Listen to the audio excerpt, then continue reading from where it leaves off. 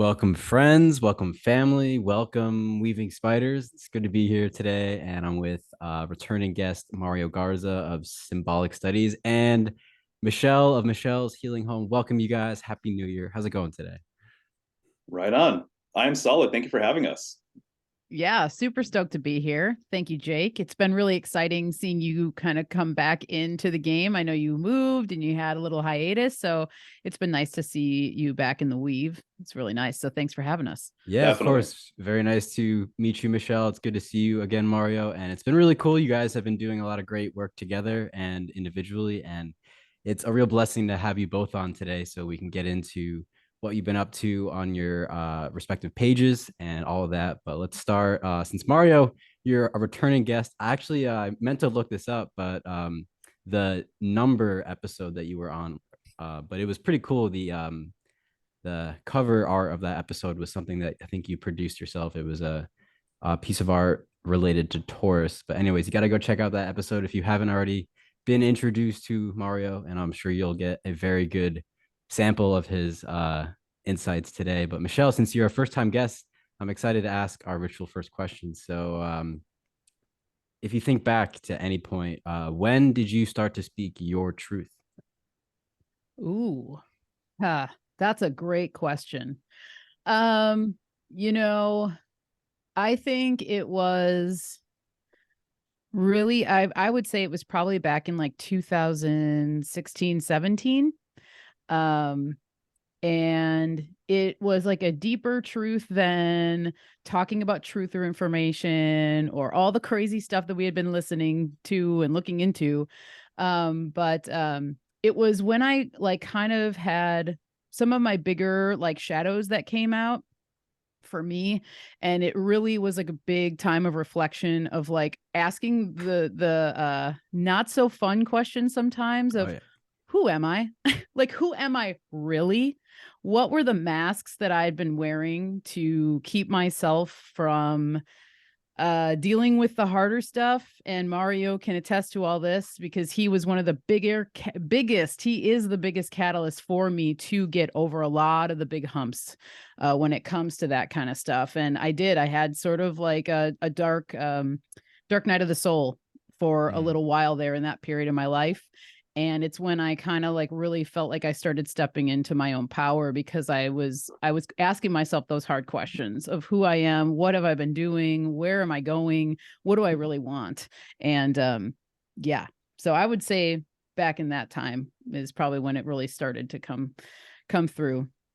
And I'll say though, recently with the podcast, I feel like the podcast has really been pinging me for a while. Mm. And now that I've decided to finally go through with it, I've just noticed I've noticed a lot of changes in a very short amount of time in a really positive way.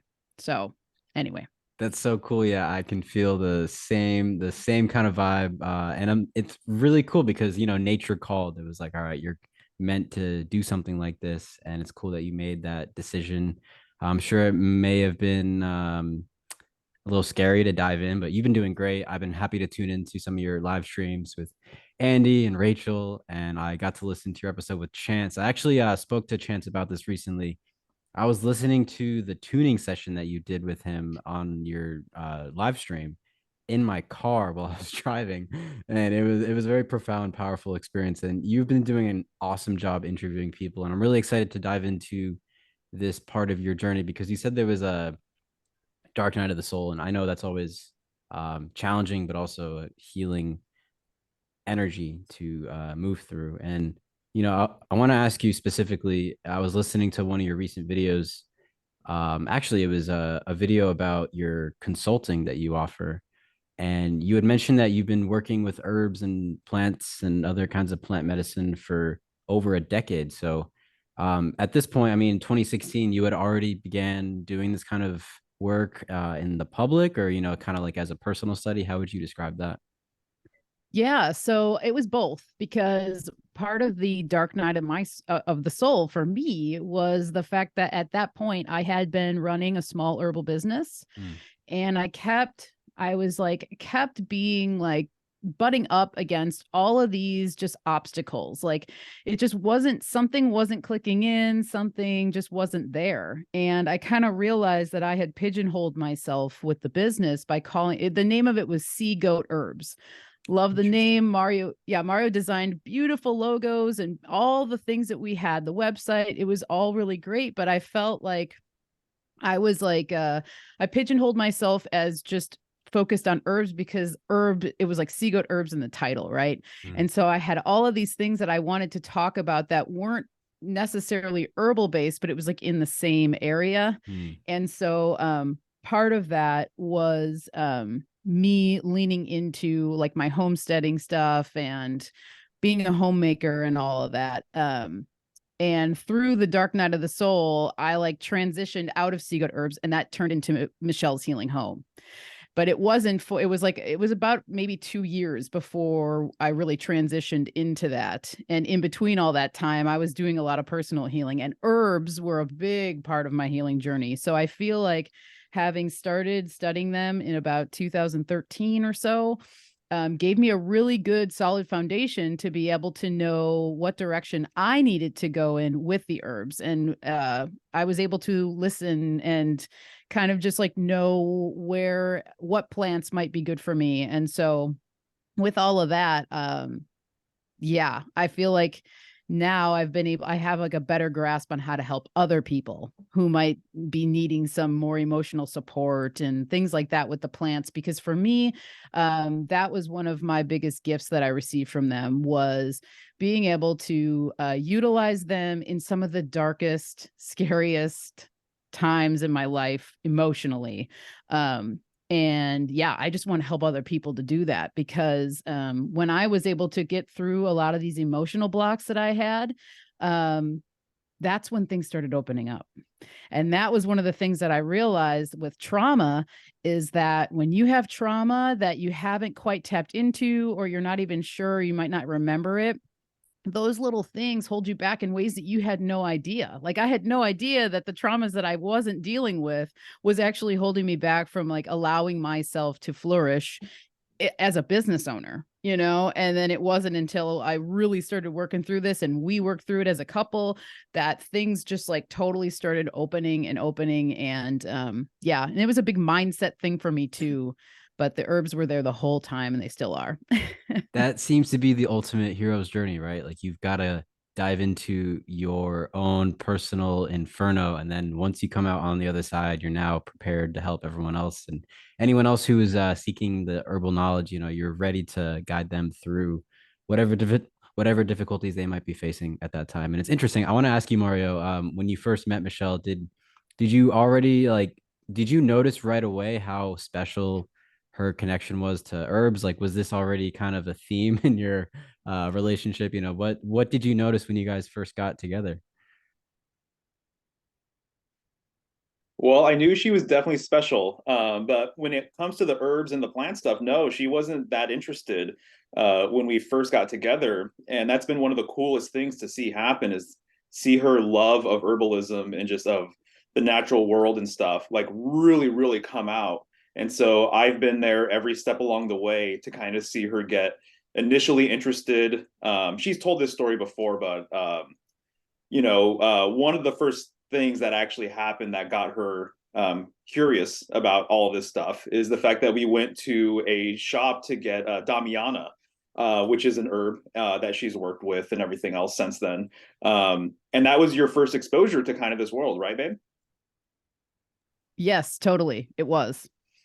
So that kind of opened her up, and then she realized that there's fortunately, where we were living at the time, Portland, Oregon, there was a few herbal shops. Not all cities are that lucky to have like herb centers that like have like good organic stuff and everything else. And so she signed up for a class, and then she started interning at a place, and then she started making her own stuff, and then it just kind of snowballed from to get interested in all this sort of stuff. But no, when we first got together, that wasn't something that she was terribly interested in. She was a barista, and she really excelled at that, and so she's like a mixologist, I like to call her. And Nice. so Yeah. her expertise with mixing drinks and things like that, it kind of transferred over naturally to making like the products that she's known for now. Oh, very cool, very cool. It's an interesting story that, things kind of happen So I assume there's a little bit synchronistically of a like delay that. on my end, right? Yeah, it's okay. I can do a little bit of editing. If you let's say this, as far as editing goes, if it happens again, I'll let you know. And then if you guys want to try to Coming together. merge together, yeah, yeah. Yeah. But Yeah. we'll give it one more chance. We'll see. But no, it's pretty cool. Things start to And then unfold. I'll just be very patient with the reply and everything. Okay, got it. Yeah, yeah. That delayed discipline. I've been trying to like find a perfect name for it. It seems like trying to learn that. But yeah, okay. Well, it's great.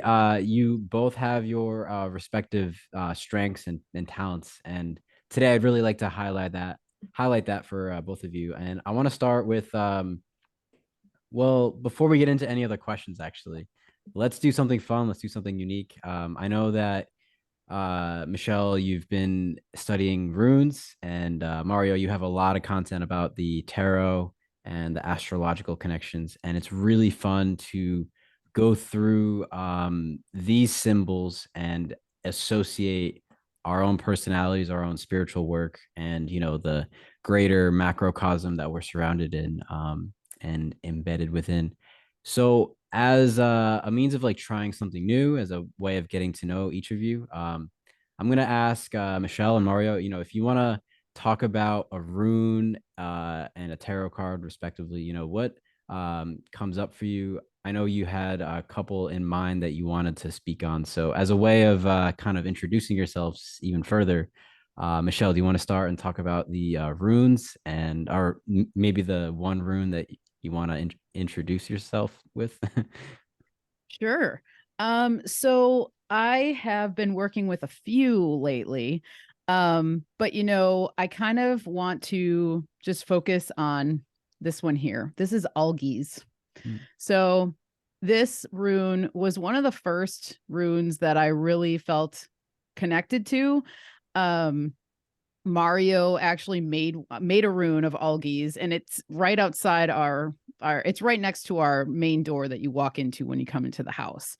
And so this rune was always interesting to me because it's basically the peace sign, Mm. like the correct way it's supposed to be.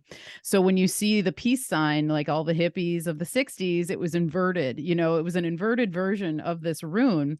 And so when I first see this rune, it makes me think of life. And a lot of times, if you look it up in like a rune book, it'll be associated with the world tree sometimes. There's also a lot of protection I find with algaes. And I typically sometimes have a personal practice where I talked about this with Rachel, but like making the rune with your body, All right, yeah. and Peace. algaes is kind of one of the easier ones to do, but when you do this stuff, I mean, I definitely feel the power of that rune come through. And one of the reasons why I've been working with it lately is because it's part of one of my bind runes that I like to work with. And I'll just show it because I worked with it again today. Like I brought it on my hike with me. So here is algaes, Wunjo, and Burkana. And the reason why we even made this bind rune was because we were traveling and we were in Ireland, and I had like a horrific dream. And in the morning, when I woke up from the dream, it was just, I don't even need to go into detail. It was just one of those dreams where you wake up and you're shaken up, like to the point where my emotions were frayed. I didn't want to do anything the next day. And we created that rune, and I carried it throughout our whole travels while we were in Europe. And it really brought in like a sense of protection for me. And so I've been working with it lately again because I was preparing for Rachel's talk and stuff. And so that's where I'm at with the runes right now, personally. Wow. So I have a couple things I want to respond with really quick. Number one, it's really cool that this rune has been kind of integrated into your physical home. It's really cool, Mario, that you've been able to do that. And then the fact that you can carry it around with you, I've never really thought about that. I mean, I guess it's interesting to bring something with you on an adventure like a rune. And there was a couple bits in there that I want to unpack because I'm pretty new. I'm practically a total beginner. So you mentioned actually, wait, before I get to that really quick, because I do want to ask you about Berkana because of our mutual friend, of course, but um because you brought up the world tree, and I was really excited to see that shape. Just a weird synchronicity, and there's a couple synchronicities that we're going to talk about today. But we'll start with just this one. Mario, if you remember our previous conversation, we talked about the world tree, and you had brought up the secret teaching of all ages. And at that point, I had only had the ebook, and I was shopping around on Amazon doing some like New Year's treating myself. And so this came in, got the world tree right on the cover there. I was really excited to show you that. Yeah. I love it. And Nice. I'll just reference back really quick to our first conversation, those plates with the Taurus symbolism there. And speaking of Taurus, so Michelle, you had brought up Berkana. I didn't realize this till today. So this is the name of another rune. Like were these connected together? Like what exactly were we looking at there? Like what is Berkana? Unmute. Okay, yes. So Berkana is a separate rune. So Berkana looks like a bee, Hmm. and it's oftentimes associated with the birch tree. Um, and so it's kind of like a motherly rune. I think of a mother because even when you look at her, she's like you can see the breast and you can see the belly. It's almost like a pregnant mom. Hmm. And I actually talked about Berkana on the last Vibrant that we were all on with Kyle of Tippy Canoe, and then Mario was there. And so because we talked about the birch tree. And so Berkana and then Wunjo is a separate rune as well, which Oh, okay. looks like a Berkana just without the bottom half. Like more like a P than a B. Yes, Okay. totally. And Wunjo is actually it's a rune of joy. So there's like a Nice. happy energy to it as well. Um, Yeah. So they're three separate, all bound together. And that's the whole thing with the bind rune is that you can bring them together quite easily because of just the angles and the lines and stuff. Hmm. And that is really cool. So, it's going to show like a beginner like myself that the runes really are a form of language, and they can be arranged and connected in certain ways to create almost like something. Well, they can. So, all right. There's 26 letters in the alphabet. Like how many runes are there total? It depends on what system you're looking Interesting. at. Okay. Which Yeah. which system would you say that you've been presenting to us?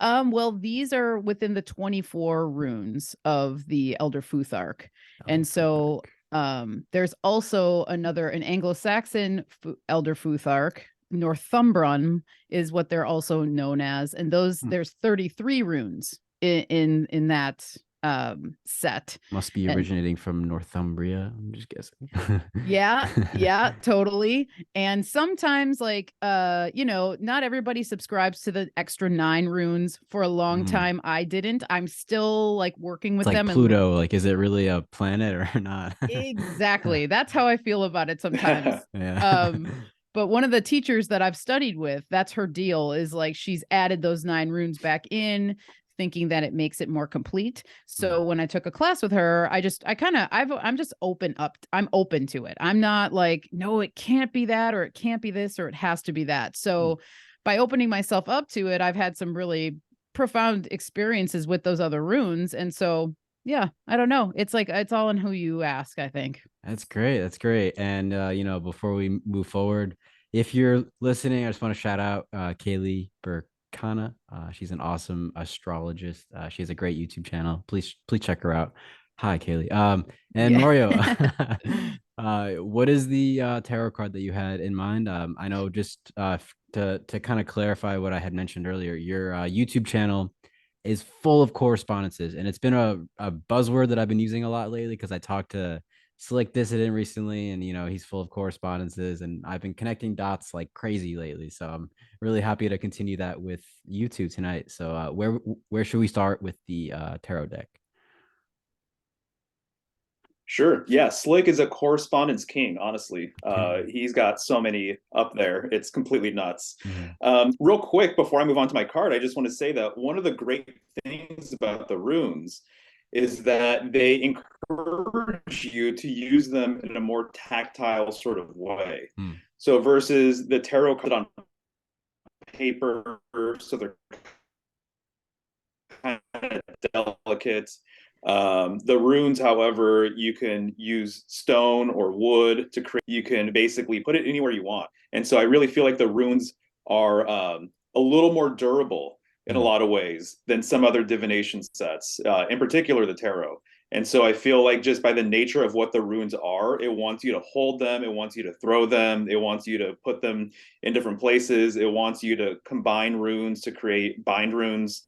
And so that's one of the really cool things that I really appreciate about that system is just the fact that they're kind of meant to be a little bit more hands-on, and they're kind of meant to be created on the fly. Because it was an alphabet, and so it's a language essentially. So it's a magical language. I think all alphabets and languages are magical anyway. But the runes, just based on like the actual shapes of the runes too, it's like you can use a knife to carve it into something. Yeah. You aren't going to be doing the same thing with tarot cards, as an example. Right. It's just a completely different way of doing things. But the card that I have for today is a big one, but it's really been on my mind lately, and it is the Magician card. Nice. So it is number 1, and this is from the Major Arcana, right? The tarot has 2 main sections, the Minor Arcana, the Major Arcana. It starts off with the Fool, and then you have the Magician card number 1, goes all the way through to the Universe or the World card, depending on the deck. And most Magician cards have a very similar sort of setup. So generally, the Magician is in front of the table. The table has symbolic representations of all 4 elements. So air, earth, fire, and water. Generally, he has one hand up and he's holding a wand or a pole or a stick of some sort, right? And if you notice that since it's number 1, the number 1, right, the Roman numeral 1, it's just a straight vertical line. So it's very much in line with the wand that he's holding. And this is very much in line with a lot of the research that I'm just geeking out about right now, which has to do with the world pole or cosmic axis, whatever you want to refer to it as.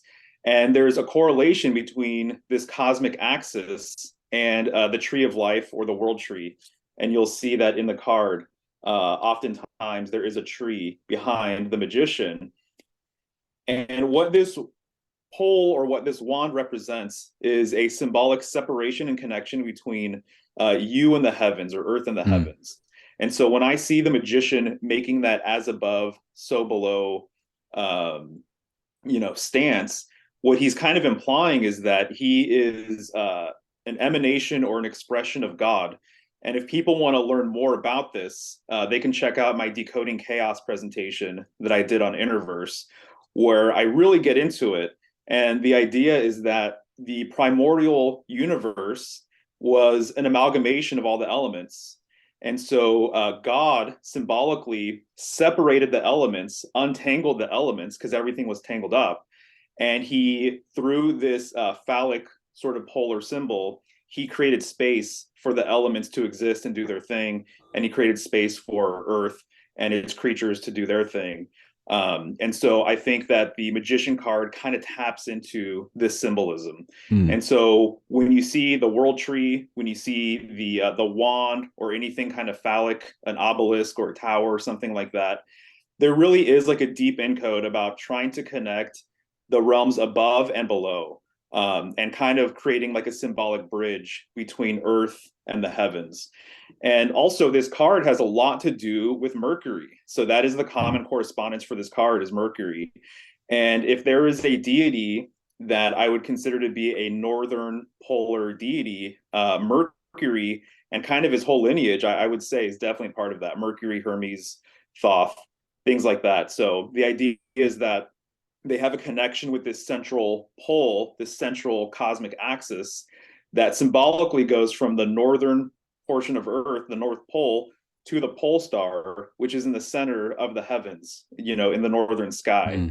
And that this symbolic pole is a bridge between realms. And so Mercury and other figures like him are psychopomps. So they're guides of souls. They're the messenger of the gods, right? So they're known for traveling. And so this traveling component, to me, it's like the ultimate trip is from this domain to other domains, which I sometimes refer to as the great beyond.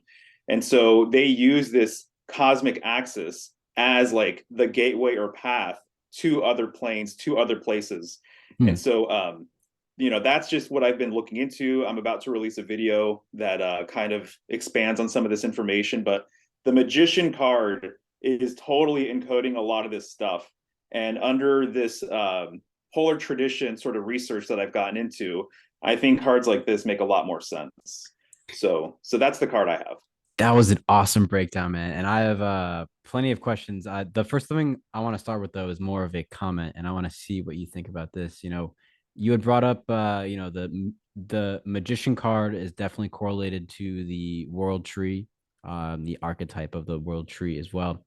And I guess we can see that the wand being held up is made of wood, and the table in front of him is made out of wood, and it's like these parts and pieces of this tree, these elements being derived from this one source, are coming together in this one card. And I want to put that comment out there, and also ask you, if you've considered.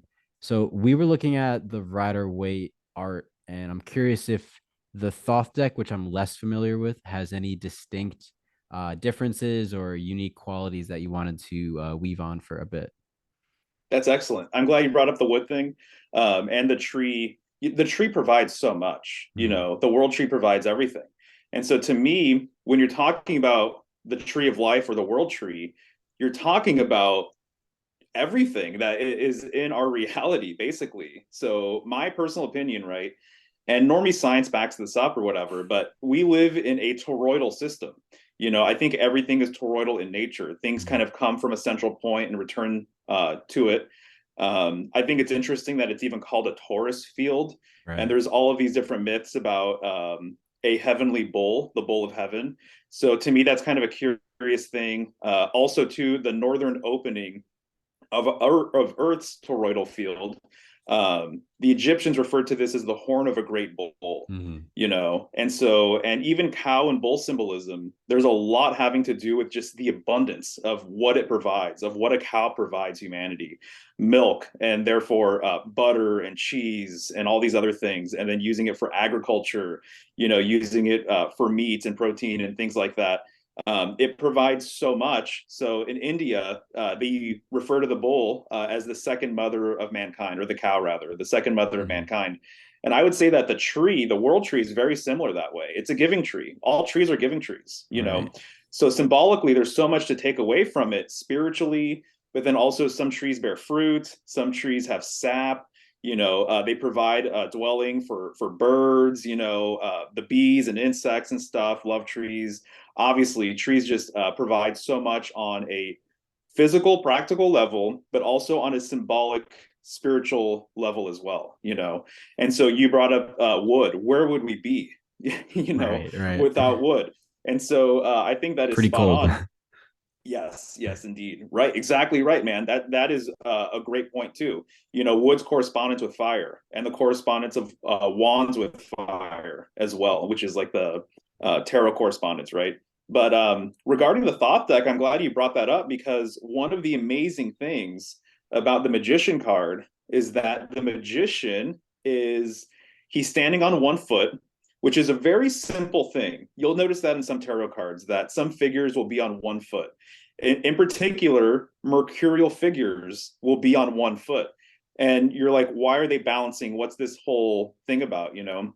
But there's a long tradition associating this cosmic axis, the world pole, with one leggedness. And so it's almost like if you have one leg, it's almost like it's a symbolic pole.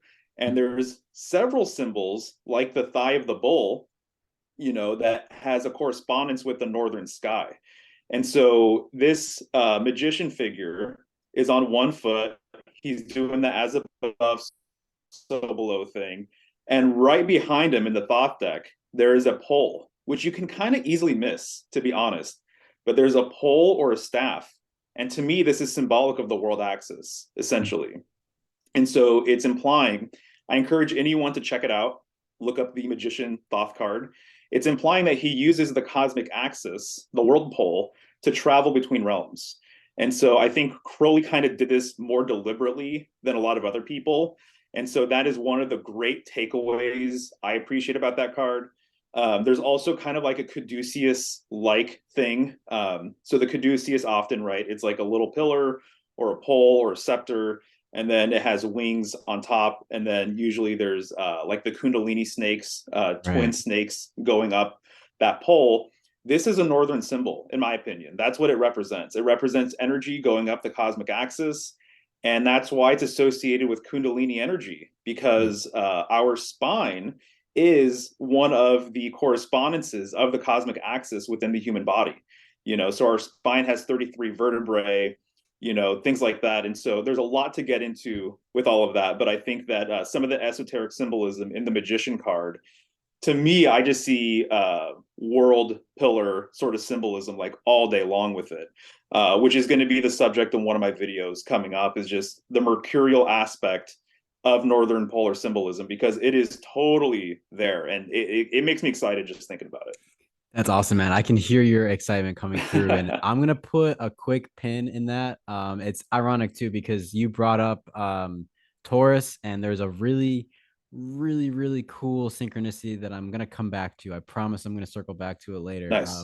But let's take a quick pause on that, and there's a lot of gravy to dive in there. I do want to circle back though on one thing you had mentioned, and this is a question for Michelle, but I'd love to hear both of you guys chime in whenever. Please, let me know what you guys think about this. So you had mentioned the toroidal field and how the tree is a great visual representation of this. And I've been thinking, you know, the the fact that there are higher planes of energy of existence, it's like undeniable. Even normie science is starting to tap into this, like you said. So I want to think about really quick the story, the mythology behind a plant or a plant mixture, more so like ayahuasca, because the mythology behind it is that uh, natives of the Amazon rainforest were given almost like a divine insight into which of the abundant choices of plants and roots to combine to make this particular brew. And I find that fascinating that the mythological backstory was that the plants were the ones giving these instructions, or maybe it came through a dream or some kind of divine intelligence brought this information out so that the people living in the rainforest could now offer this medicine and join the collective consciousness or this guy in mind in some kind of way, temporarily or maybe infinitely, who knows. But what do you guys think about that? Because it seems like that is starting to point to the fact that plants in particular are a way for us to tap into maybe a higher level of understanding, or at least connect to something universal that's within us.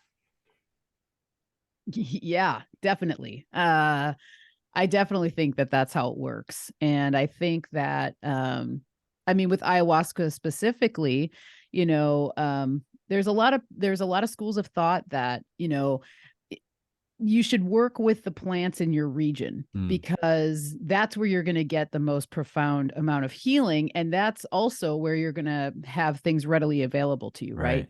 So it makes sense that like people in South America and other regions where ayahuasca, and then I'm not sure the other plant that they add. Do you know what the name of the other plant Chacruna, is? I think. Okay. Yeah, because I know that those two, when married together, is when Yeah. you get this It's the expansive ayahuasca root experience. and the chacruna leaf, I believe. Yeah. Okay, cool. And so yeah, no, totally. I think it Sorry, the totally ayahuasca works. vine. Sorry to cut you. Vine, Yeah, yes. Yes, yes, yeah, yes. Yeah, and that's another thing too. I've heard it called soul vine. yeah. Mm, Because there's people. I've never done ayahuasca, so I can't say from experience. I've heard so many varying mm, accounts with it. And I think it all depends on who's preparing it, why yeah, they're right. preparing it, who's taking it, why they're taking it.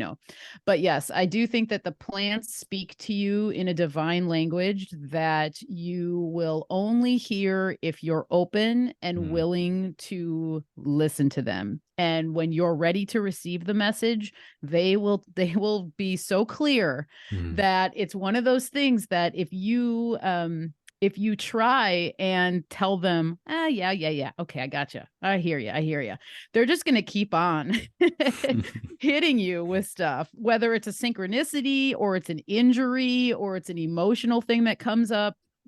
There's so many ways they communicate that it's just really important to be open and willing, I think. And I think that that's one of the reasons why there's such pushback on herbs a lot of times in like the mainstream, because it's just that people just don't understand that there's this whole other world that's available to them for healing. A lot of people are so just easily will like go to their doctor and listen to what they say, whether they be a naturopath or an allopathic doctor, whatever. And then they just take everything as gospel, and they forget to actually tune into themselves and listen. And I think like that's one of the biggest ways to healing, is to literally just like listen. You have to listen. And if you're always not listening and you're always throwing stuff out or whatever, you miss a lot of messages. And so that's been one of my biggest lessons with the plants, is to remember to be humble and to be okay listening, instead of always telling the story that you know better or you know best. Because you're a human, sometimes the plants know best, and you have to allow them to give you those messages in order to receive it, you know. Great question, by the way. Well said. Yeah, thank you, Mario. Any thoughts? Yeah, sure. I think plant lore and mythology is one of the avenues I would love to explore more, with my research. And Chance from Interverse has started a series essentially with Michelle and Slick and Kyle from Tippecanoe Herbs. And we're getting into plant symbolism based on the signs. So the next one coming up is going to be about Aquarius and everything else. Yeah.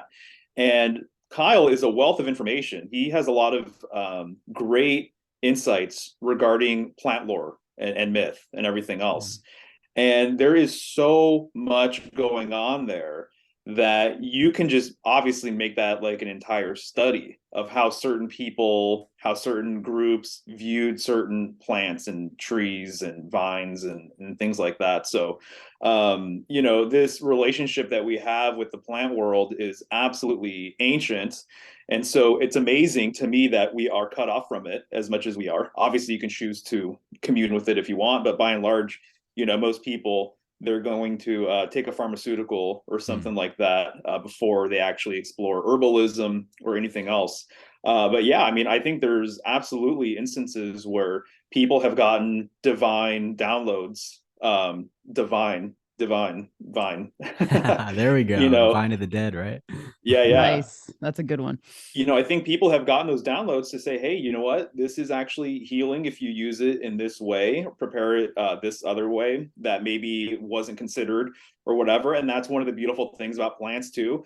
Under certain conditions, it can be deadly, but under other conditions, it can heal you. And so one of the things that I've learned seeing Michelle's journey with herbalism and all this other stuff is that they demand respect. The plant world demands respect, so if you don't respect them, you're going to receive like probably maybe a difficult lesson, or you're going to get sick or even worse potentially. It's true. So you have to know what you're doing with all of this stuff. Yeah. And there's also false plants that look like this flower, or it looks like this tree or whatever, and it's actually not what you think it is. And so all of these different steps to ensure that you're doing it the right way, the proper way, is absolutely crucial. And so I know obviously there's a lot of tradition with ayahuasca. And so people prepare it a certain kind of way. Obviously there's lots of shamans that are doing their thing with it and have their own practices and everything else. And I think it's beautiful and I think it's great. And I also have not tried it myself, but it's something that I am interested in at some point. So when the stars align, I'm sure that'll be the case. But, I just wanted to say too, that I think that the symbolism of the seed is like really powerful. It's pretty amazing, actually. The fact that one tiny little seed can blossom and grow into this big thing, that potentially lasts like hundreds of years. That's another hero's journey right there. That's right. Yeah, exactly right. For sure. So it also to me is just a reminder of the abundance of the universe and the abundance of Mother Nature. The fact that you can go on a walk somewhere and actually literally find plants that could help heal you. And I think Michelle will agree, but plants are they're aids and they're allies, in a lot of ways, but they're not kind of cure-all sort of thing. So it's a different kind of energy that you're working with. There are amazing plants that'll basically heal you, but it's one of these things where having the mindset of like allopathic medicine and how people tend to treat pharmaceutical drugs, you can't take that mentality and bring it to the plant world necessarily. It's a different kind of thing. And Michelle can probably speak on that way better than me. Not Yeah, probably, I know she can, I but have a that's one of the distinct things that question we've about realized that together. actually. Yeah, because there was a recent video, and it was really cool to watch this, Michelle, because you were speaking about intention, and that seems to be an ingredient, if you want to call it that. That seems to be a principle that is not really found in the pharmaceutical Western world. If you're given a bottle of Tylenol, the intention isn't there. It's more robotic. It's more cold. And for anyone listening, if you have a bottle of Tylenol, I wouldn't recommend taking it. There's plenty of other ways you could treat pain. But what I do want to ask you about is, you know, in particular, there was one product I saw on your page, and we kind of joked about this earlier, synchronicity. I was writing down the word peppermint, and then I asked you earlier, what are you drinking in your tea? And you said peppermint. I want to tell you a quick story about that. Just first of all, for anyone on Instagram, I saw this really cool post. Michelle, really quick, what's your Instagram handle? It's at Michelle's Healing Home. At Michelle's Healing Home. You Yep. were showing off these really cool lip balm products, which is great for these cold seasons.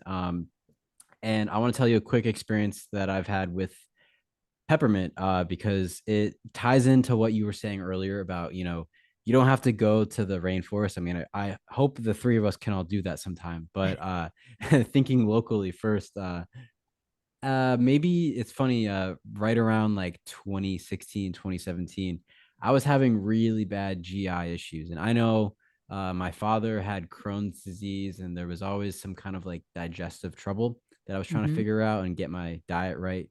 I finally got it like pretty good. I don't have to worry about that anymore. But for a couple of years, almost a decade, really, I was trying to figure out what I was going to do about it.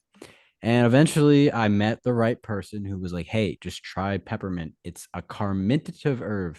Carminative herb being like one that will dispel gas. And I was like, oh, it's easy to remember, carminative. And so I started drinking a lot of peppermint tea, and my bloating went down. I felt a lot better. And then I like was like, all right, cool. Like, well, this is a new medicine. This is a new ally that I've acquired thanks to my friend who gave me this vital information. And then once I started to actually learn about the plant, the herb itself, I had this like kind of foolishly like revelatory moment where I was looking around in my backyard at my mom's house, and there was peppermint everywhere next to the mailbox, around the mulch. I was like, it's been right in front of me this whole time. And I just had to look around. I didn't know what I was supposed to be looking for, but there it all was. So I'm curious. I'm on the question of spiritual allies. Now, I know that there's animal spirit helpers. There could be floral and fauna spiritual allies, and I think even symbolism can be a ally to you if used properly. So I'm curious for both of you, how would you approach that topic? Maybe if you want to talk about floral and fauna allies, symbolic allies, whatever comes up for you. I'd love to dive into that a little bit more.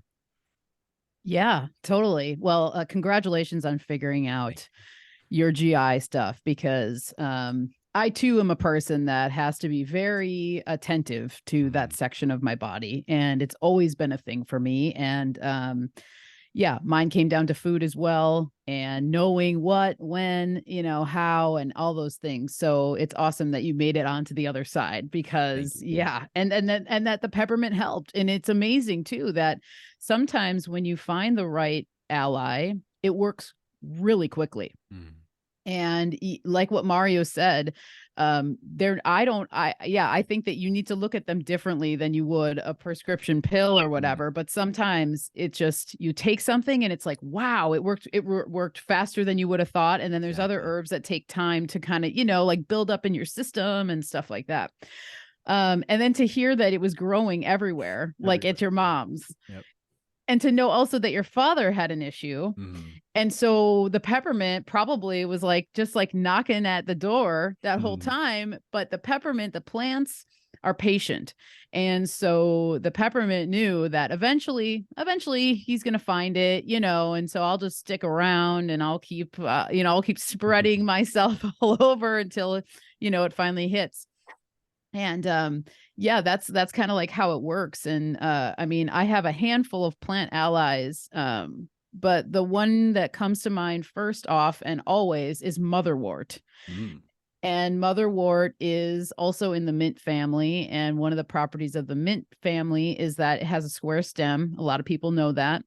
And it's a common indicator. And most all of the mints are very calming to the system, like in general. And some are more calming than others. And motherwort is one that's super calming. It's a heart remedy.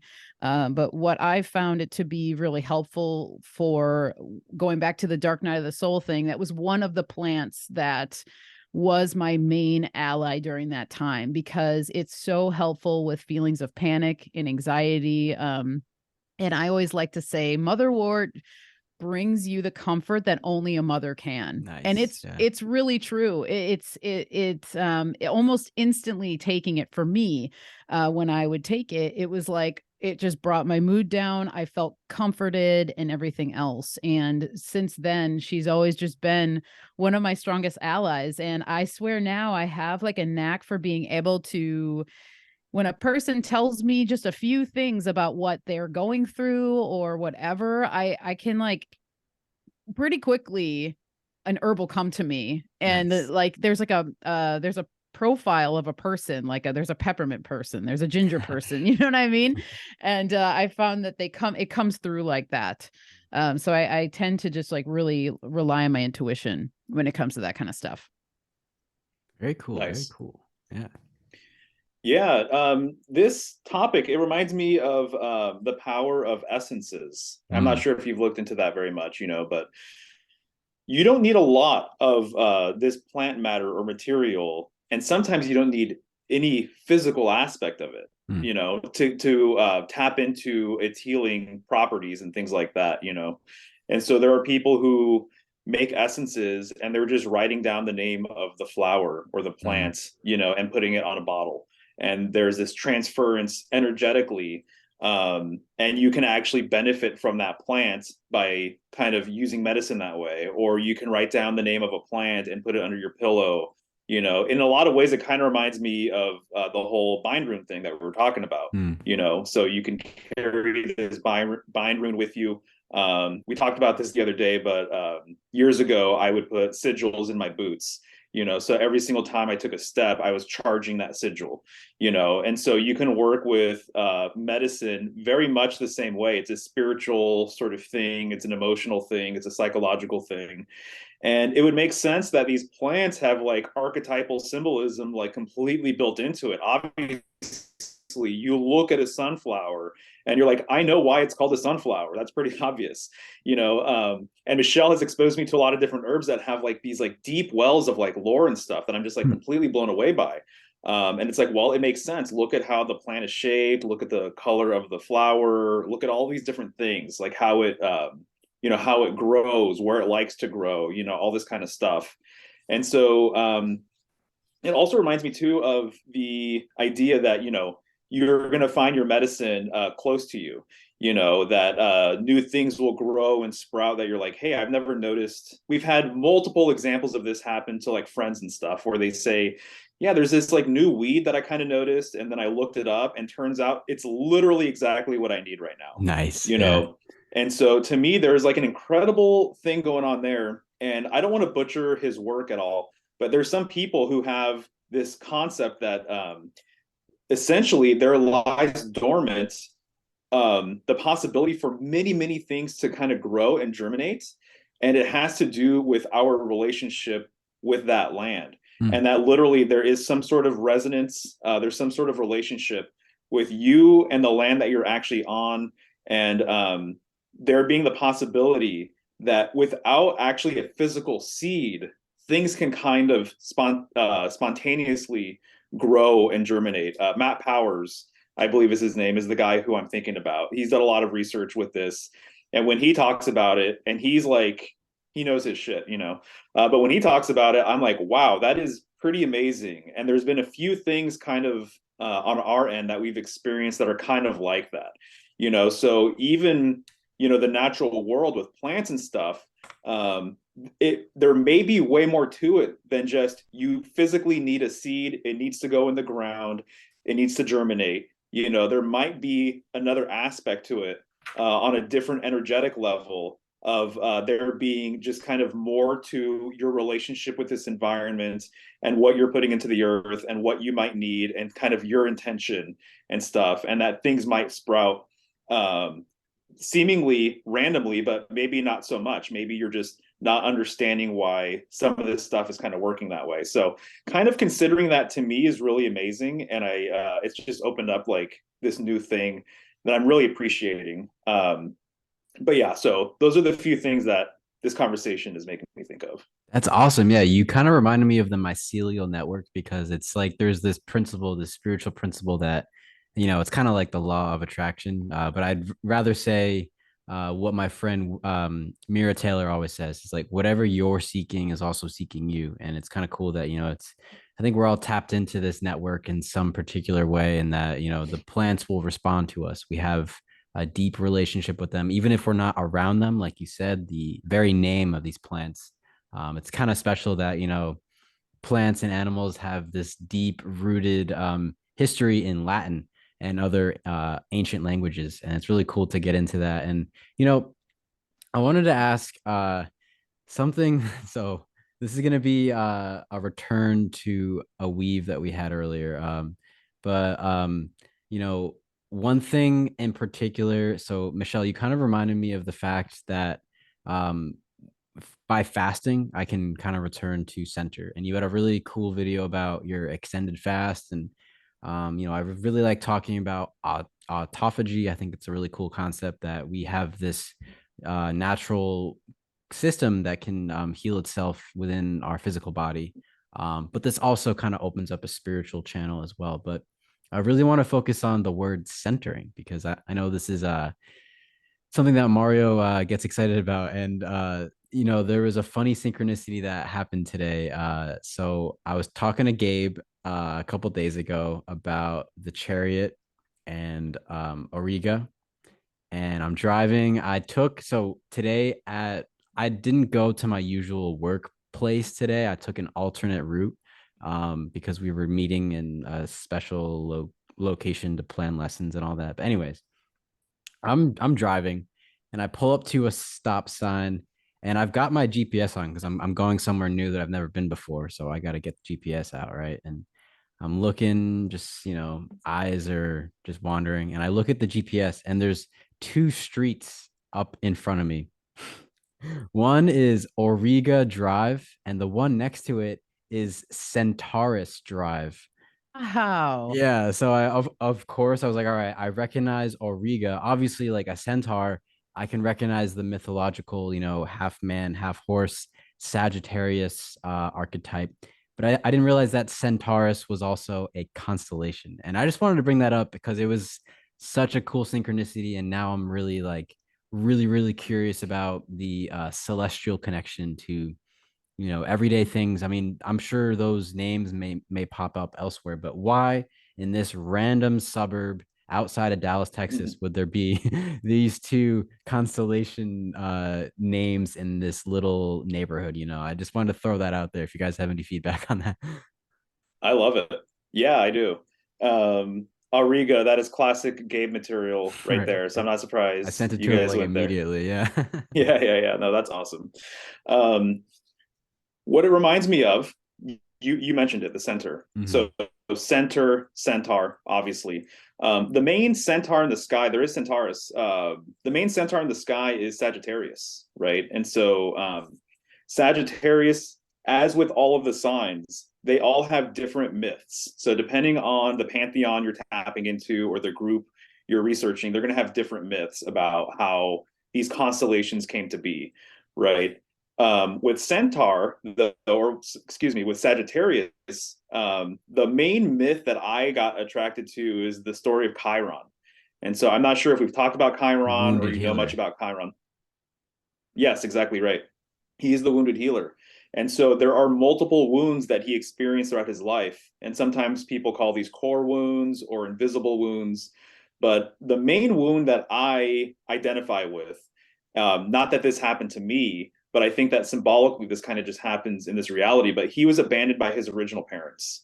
And so there's this great kind of cosmic abandonment sort of trauma that he experienced early on. And so just very quickly, back in the day, so this is Greek mythology, but centaurs weren't known for being polite people. They were known for being very lusty and being very brutish and violent and things like that. And so he was abandoned by his parents. They considered him a freak, and he was adopted by the gods. And despite this original abandonment, despite being very different from everyone else he would end up growing up with, he became a world-renowned healer, an herbalist and things like that. And so he was well respected. That's the mythology, right? And so to me, it's interesting that he has these core wounds and he was able to transmute these traumas and he used it to excel, actually. So that's kind of one of the things, is that if you're able to transmute your traumas, this to me is like the real alchemy, turning lead into gold, turning lemons into lemonade, or whatever metaphor you want to use. But if you can kind of use these different events that have affected you in your life and you can transmute them, you can actually use it to your benefit. And they actually are gifts. And so the symbol that corresponds with Chiron, it looks like a little key. And so if you're tracking Chiron in astrological chart, it's going to be this little key. It's like a K with like a circle down below. And to me, it's symbolic of the fact that this is a key to life. It's a key to ascension. It's a key to your higher self. Being able to kind of go within to your center and figure out what these events may be meant to you. Are there any synchronicities involved? Are there any silver linings? Did you learn any lessons? What part did you play in all of this? And so to me, that's what it reminds me of, is the center going within to heal your traumas, to transmute your traumas. And this process never ends, by the way, in my opinion. It's not like you're like, oh, I'm healed, or oh, I've ascended, or oh, I'm awake. It's gradual layers. And I think it's just kind of like that forever, because once you figure one thing out, more than likely something else is going to come back up, But the more you're able to kind of figure out how to deal with these types of events, kind of the easier it becomes, or the you understand how to manage your emotions around it, so that it doesn't set you back as much as maybe something that may have happened 5 years ago.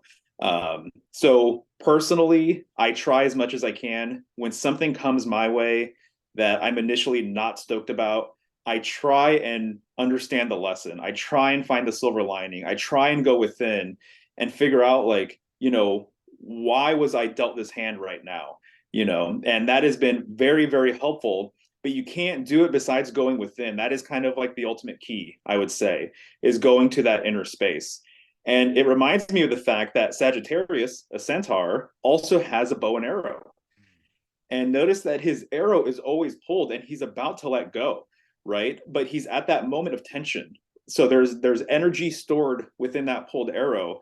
He's about to let it go. So it's like, where is your true aim? Where is your focus? And I believe focus literally comes from a word that pretty much just means center, and then I think of the bull's eye, right? And how the bull's eye, it's concentric rings, and then the middle of the bull's eye is the target, as in centaur, because centaur actually means bull killer. And so there's a whole relationship with literally the centaur being a bull killer and then having that bow and arrow, having a target, I think is all very, very interesting. And then Ariga, if you're talking about the charioteer, you can't not talk about wheel symbolism. And the wheel would be nothing without a central axis, without that axle. And so wheel symbolism has to do with the turning of heaven. It has to do with the cosmos revolving around the Noir. It's the center of the sky. In early sea navigation, this was like the preeminent star that you had to understand or know about, or see, how other constellations kind of worked within this framework so that you can travel wherever you want to go. So it's no secret, or it's no surprise that the guiding star is in the center of the heavens. And so I look at that very much as like, well, your center, it's kind of like your own guiding star. It's your true north. Right on, Red. Right. And, in the world of Northern symbolism, I have a question that relates to a pretty popular cultural reference to the North, and I'm going to get to it in a second. But I Sure. want to ask you, Michelle, there's an interesting correlation here to what we've been talking about. And, I want to know for you, if you think about centering, because you had brought up mother's wort or motherwort. And for me, it reminds me of mugwort and St. John's wort. And I'm just putting this together now that ending, that suffix wort, has an interesting correlation here. And I know mugwort is usually associated with dreams and sleep, and St. John's wort, as far as I know, and I'd love for you to fill me in, is typically associated with some kind of emotional healing, maybe healing or treating depressive symptoms. And I'm curious if you wanted to riff on that a bit, because these three plants, you already got into motherwort, but I'd really love to hear you dive into the connection between mugwort and St. John's wort. And maybe there's other wort type plants that I'm unaware of that I should maybe know about. Yeah, no, that's a great question. And wart typically, it basically just means plant. So Okay. like when you hear like mugwort, the reason one of the folklore things about how it got its name is that it was actually used to make beer bitter, like back in the day, Interesting. before they were using hops and all this stuff. So it's like literally mug. It was in a mug, Yeah, yeah. mugwort. So I love that. I love the wart thing because a lot of times you'll hear like wound wart or Mm, whatever, and that sometimes is associated with like yarrow or a plant that would be good for wounds. But yeah, mugwort and St. John's wort. I mean, those three, the three that were just mentioned, mugwort, St. John's wort, and motherwort, those are three of my very strongest allies, I would say. And the whole connection with mugwort and St. John's wort is basically that mugwort is said to have been worn by St. John the Baptist as interesting. like a girdle of protection when he Huh. went traveling. And so I'm seeing themes with our conversation, which is awesome because there's so many things coming together. So we were talking about traveling with Mercury and things like that. And St. John the Baptist could actually be looked at as more of like a mercurial, figure in that Mm, sense because he's known as a traveler. And so, and mugwort is known as an herb for traveling, mostly in the dream realm into astral realms, and having this beautiful way of allowing you to come into these astral realms, but protecting you while you're there. mm. And that's one of the things that's really important when we're doing this kind of work, especially if you're meditating and you're trying to tap in. And I can't claim to know even what the astral realms are. Is it our subconscious? Is it like a combination? I tend to think it is a combination of like we're tapping into something more ancient that's outside of ourselves, but we're also just tapping into the like knowledge that we already have within, that we actually might not know in our waking states that we have it. You know what I mean? And so yeah, the connection with that is really strong. And mugwort is just it's a plant of wisdom. It's a crone. She's the Yeah. crone of the garden. She's the crone of the field. And so you can go to her when you are in the times of strife, even when you're looking for answers. And it's it's one thing always to, come back to self and know that, you have all the answers or you have the abilities and all this stuff, but it's also, there's no shame in ever asking for help, and that's been one of my things that I've always had to like keep in mind is like, it's okay to ask for help. There's a lot of pride that comes along with life in general, and you hold up these shields, and you're afraid to ask for help, or you think you're weak if you're asking for help. But you're not. It's like it's all within reason. Like you have to have the balance, right? And so herbs are really great for that. And mugwort in particular is one that just like a grandmother or a lot of older people. I mean, Mm. how many people know elders who are just like no bullshit? They're like, yeah, My favorite whatever. kind of people. Okay. Yeah. Yeah, yep, yeah, I did that or whatever, or Mm. don't do that, don't be stupid kind of thing. They're usually very just like upfront.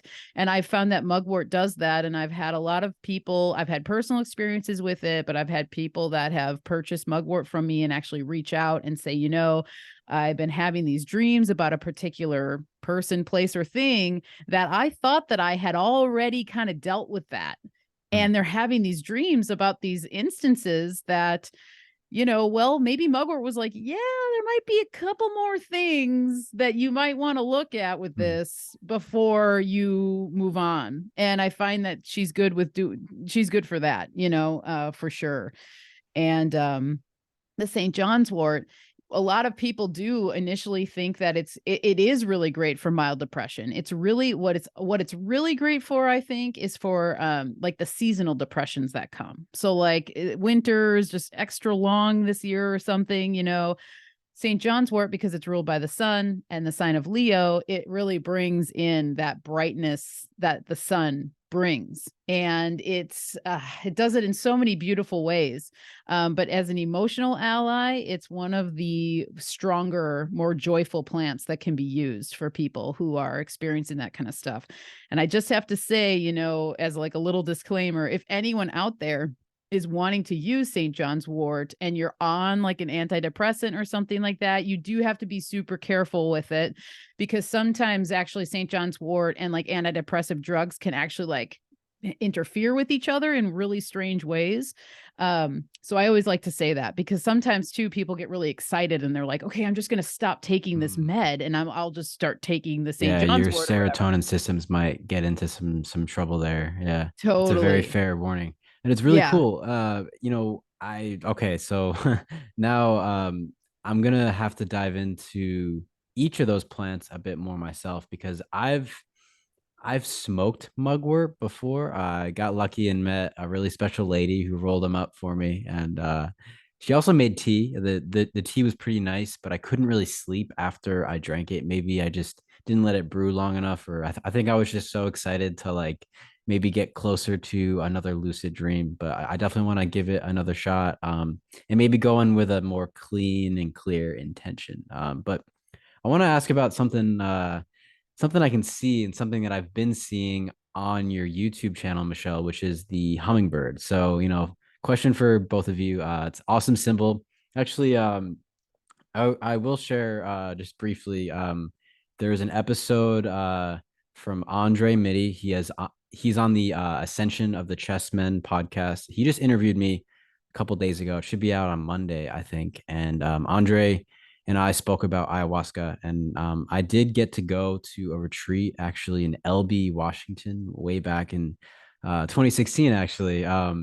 And I got to speak to him about that. But the logo, so this was a church that was affiliated with the Aklava Native American Church. It's since been shut down. I think the DEA actually raided it like shortly after I went there. But I had a wonderful transformative experience. But what I want to bring up just with that synchronicity that weave is the hummingbird was the logo on their website where I signed up and filled out my waivers and everything. And so I wanted to ask you, hummingbird's really cool because it's seems to be another mercurial figure, and also like a transporter in the same way, transporting information and energy between different places and different entities. So I'd love to hear you guys weave on that. It's a really cool logo that you've got there, Michelle. Yeah, thanks. I kind of look at the hummingbird a little bit like my spirit animal, sort of. And I really got connected to them, actually, ironically enough, when we were living in Portland. So we were living in, the suburb of Portland or whatever. And they just loved coming to our house, and we had a feeder, and it was right by one of the front windows, and I had such a great opportunity to really observe them up very, very close. And then of course our cat just loved it, so we actually nicknamed the hummingbird super snacks because Carl never caught one or anything, but it would be like he'd just be watching them, just like, and I'm like, oh, though, dude, those are super snacks. Like if you're able to get one of those, that's a trophy right there. But fancy anyway, feast. yeah, totally. And so anyway, we kind of like both were able, Mario and I too were able to watch them really closely, cat included. And so we all kind of bonded over the hummingbirds coming around a lot. And I call them the hummers. They're, to me, it's a hummer. And I love seeing them. And what I found with the hummingbird, that one of the reasons why I wanted to use it as my logo is because I started to notice that anytime I felt like I needed maybe reassurance, like I was having maybe thoughts that were taking me into more of a negative place or something like that, dude, a hummingbird would just like swoop in, and it would be there for a second and then boom, gone. And it would break my thought pattern. And I was like, wow, these birds have a message for me. Like because there's a joyfulness to them. There's like a lightheartedness to them. And we were talking about this earlier, I can typically be on the heavier side, like a little bit darker, a little bit. I've had to work really hard to stay out of negative thought patterns and all of that stuff. And so the hummingbird, to me, it like lifts my spirits just when I see one. And now where we live, in the forest area, they love it here too. And their sound is just like that little chirp, chirp, chirp. It's like a little, like, this like bright, shiny, high, like very vibrant.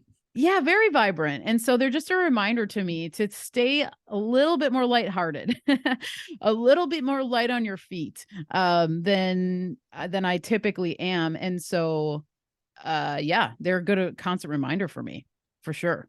Love it. Love it. Yeah. And you're wearing your hummingbird pin right now. I am. Yes. Yes. Right before the meeting started too, I was like, I got to put the hummer on.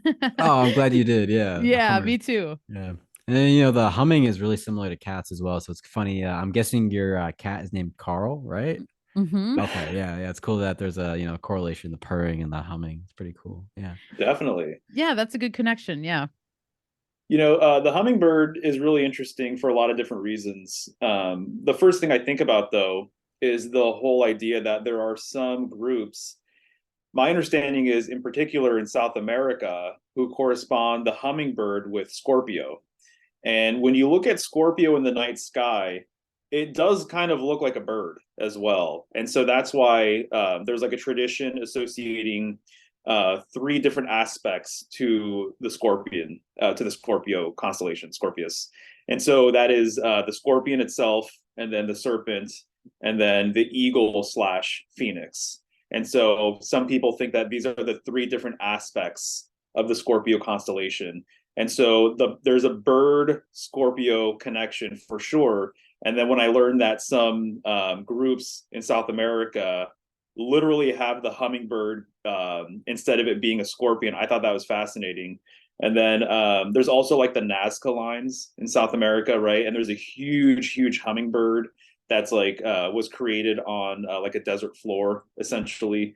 And so I don't know, to me they're reminders of just like they're small but mighty, you know what I mean? And so they're small but they're quick, and they are aggressive too. And just to see them kind of like duke it out with each other and stuff is always fun. But yeah, we both have this mutual sort of respect for the hummingbird. That's cool that you brought that up. Yeah, it's it's beautiful to imagine their little hearts are beating so rapidly. Like they're full of energy.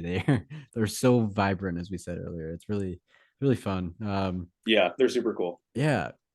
Well, I love jumping back and forth between different topics like this because we're finding space in between to weave in different almost like deja vu moments. That's the best way I could describe it. So okay, now I want to think about the northern symbolism again, Mario. And the fact that, so when I was first taught about the native indigenous system of the four directions, I was kind of taught in a certain way that the north was very associated with the mind. And I don't know. I mean, there's obviously going to be variations of this system. I was learning it from a white lady. I mean, who knows? Like, anyways, in the northern system, though, I find that really fascinating, whether it's correlated with the mind or some other aspect of the human body. But in particular, I wanted to bring up, like I said earlier, a cultural reference. I really enjoyed reading Frankenstein when I was in college, and I reread it recently when I got to take a trip. And when I was rereading it, I was really fascinated after having listened to you, Mario, and kind of learning more about the polar system and all these other symbolic correspondences that maybe you're familiar with the fact that once the monster of Dr. Frankenstein is loose and out, causing chaos, that their journeys, this chase that's happening between the doctor and his creation, leads north, deep, deep north, like way out in the Arctic tundra. And I'm curious, do you does anything come up for you there? Because it almost seems like what you were referring to earlier, that the north is the center, but it's also that place where people need to go within the most deep. And I'm curious if you are familiar with Frankenstein. It's a great book if you haven't read it, but I have a feeling that you're familiar with it if you know your symbolism. So what do you want to add to that? What kind of thoughts come up for you? Well, that's really fascinating. I have not read it, but I am familiar with the general, storyline and everything else.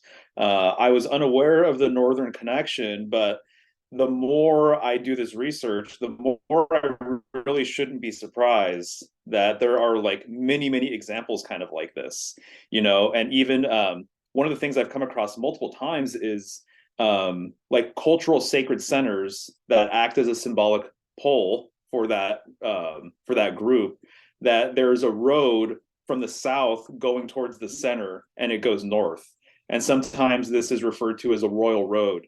A lot of times these roads or paths will correspond with like a king, so there's a northern correspondence with the king. That's one of the first things that kind of comes to mind.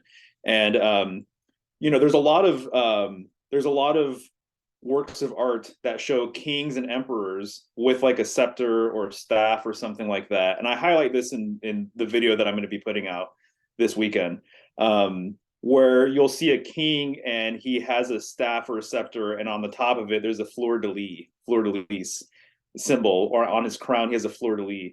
The emperor card in the Rider Waite version, he has there's fleur de lis in that card, and then there's also fleur de lis in the Emperor Thoth version of that card as well.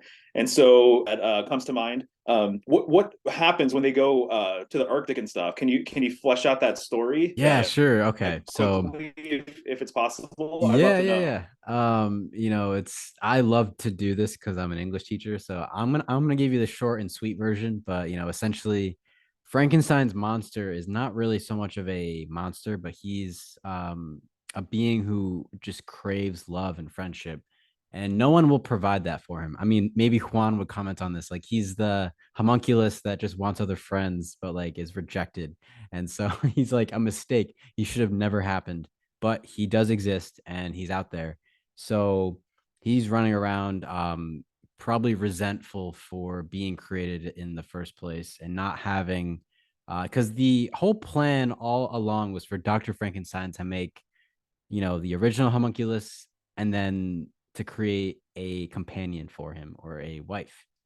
And that didn't happen. That all fell through. So that's where it all stems from. This companionship and the lack thereof.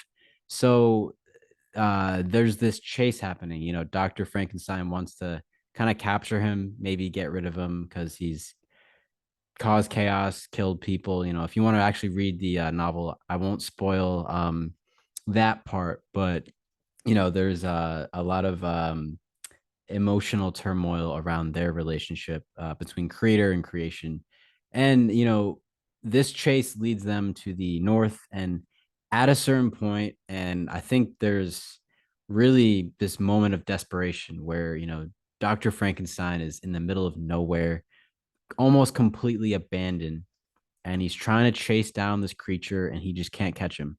And the story actually kind of loops around temporally where, you know, Dr. Frankenstein can't actually apprehend his creation, and then he's kind of stranded out there by himself. Like basically he's going to die out there by himself, but he does get rescued by a ship who picks him up.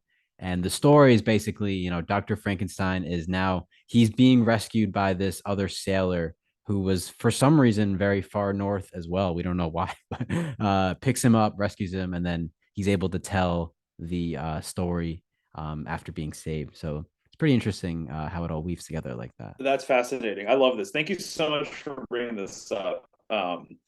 You know, the North is oftentimes associated with transformation, great transformations, because it's the center, right? And so it's interesting that the Wizard of Oz, northern location. And so they're going on this journey, but they're going to Oz, which is symbolic of the sacred center, essentially. And it's, you know, when they get to the heart of Oz, it's Emerald City. And so Emerald is very much associated with mercurial figures, the Emerald tablets, as an example. The Thoth magician card I was referring to has a lot of green within the artwork and everything else. Also, our heart chakra is green, which is like the center chakra. You know, heart also is an anagram for earth. The color of earth, arguably, right, obviously would be green. You know, so to me, it's symbolic if you're just breaking it down. Of, you know, Frankenstein wanting to go through another transformation, you know, a perhaps greater transformation to make him even more whatever his desire might be. But that's where real transformations happen. They happen on an inner sort of level. And there's a lot of like ascension material. There's a great book that I've read. It's called Stairway to Heaven. And Peter Levenda talks about the various ascension myths from around the world that have a correspondence with the number 7, and how there's this idea that there's 7 alchemical steps, or there's 7 different layers between our reality and like God or the great beyond, Seven or whatever you want to sisters, too. say. 7 sisters, yeah.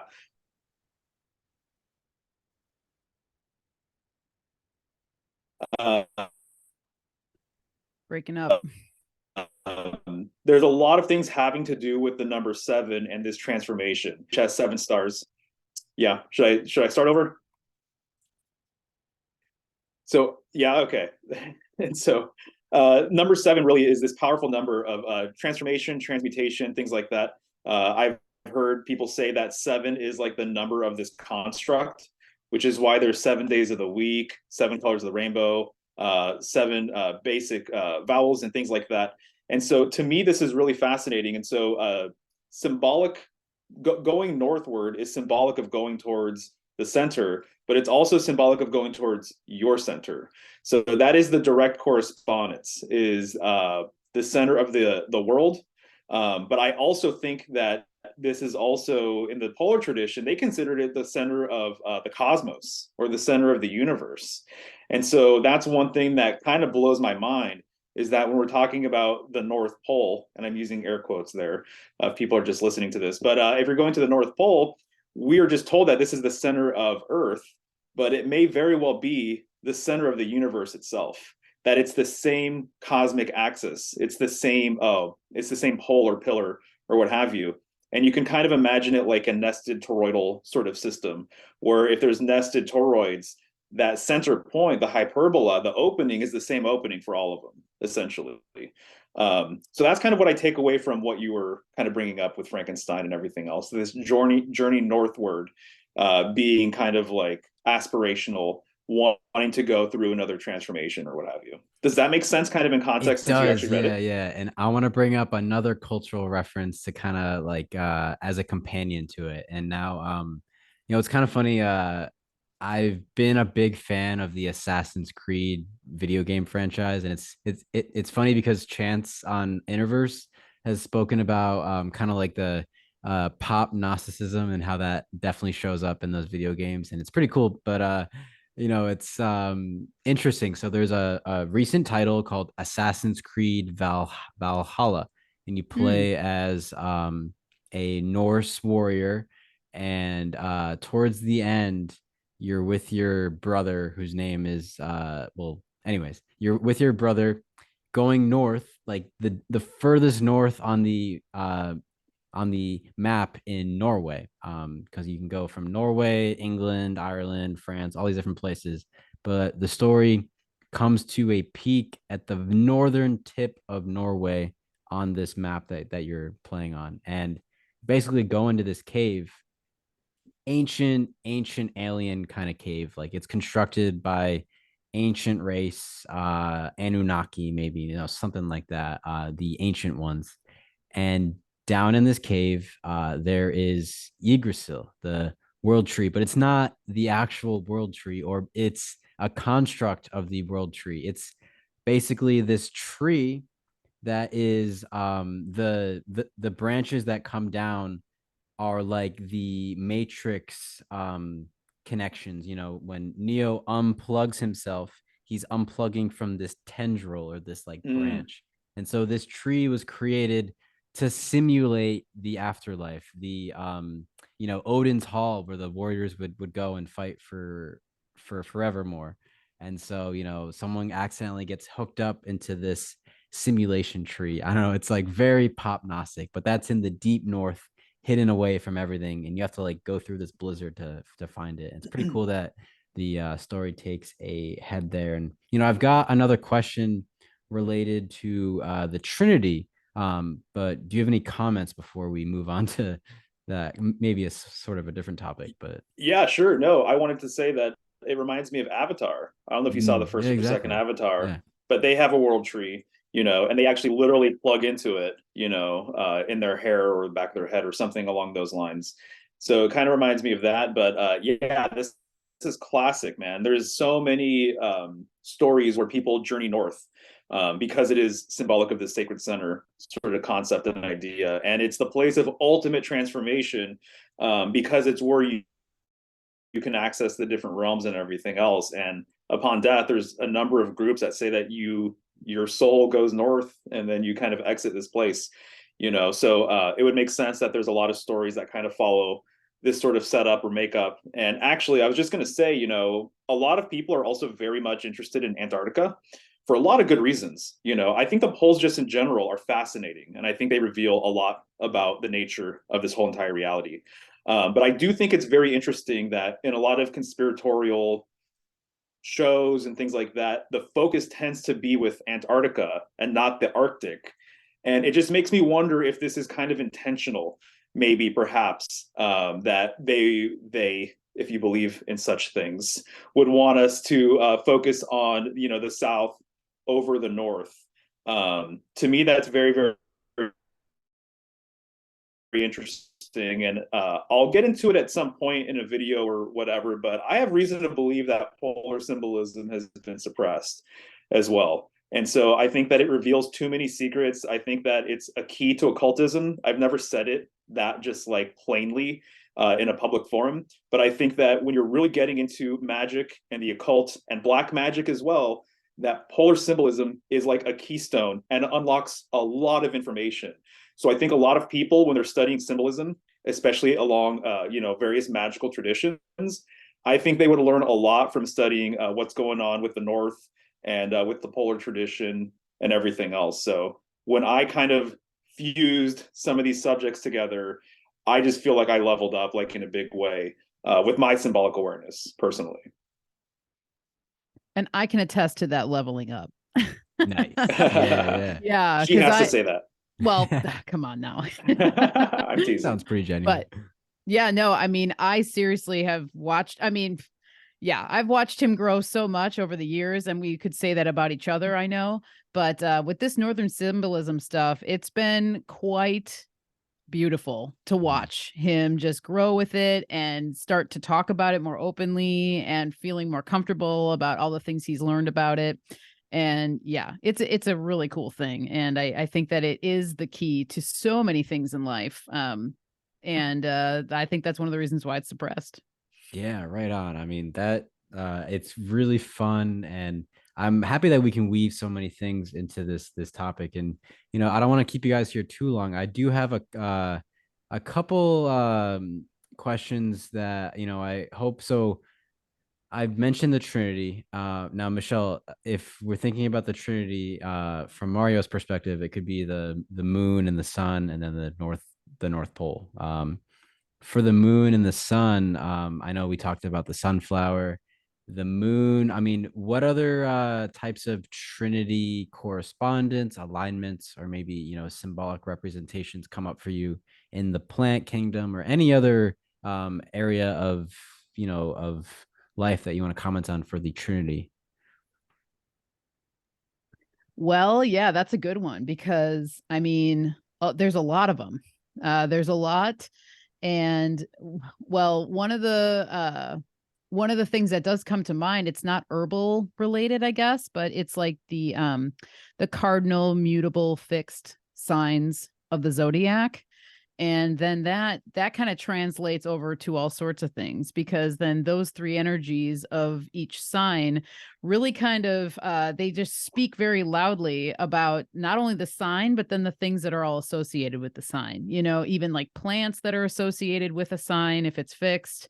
They might be plants that could actually really like help move something that's really stubborn. You know what I mean? And that kind of goes along with like the power of opposites. So, or like something like, well, okay. So for example, I always think about like it's kind of a doctrine of signatures thing, but we'll just go to St. John's wort, for example, because it has like that red, the red color in the medicine. And so a lot of times it's really great for conditions that are heat, like hot. You know what I mean? Because that red color indicates what it's good for in the body, but it will actually like cool the body. Like it'll cool inflammation, but that red color kind of sometimes indicates like, oh, the red light's on, oh, you're maxing out or whatever. And so because one of the things St. John's wort is really known for is its ability to soothe nerve pain. And that's kind of in old traditions, that's what it was like first used for, specifically topically. So yeah. That was the first thing that comes to mind with the trinities, though, is the astrological connection. Nice. Yeah, and Mario, I mean, I got this straight from your video. Is that true? Is that kind of the way that you see this system in your own personal study? The Trinity as we know it, from a more astrological sense, could be the pole, the moon, the sun, and it's probably not a connection that is thought of often. And I'll quickly add to what you said earlier too.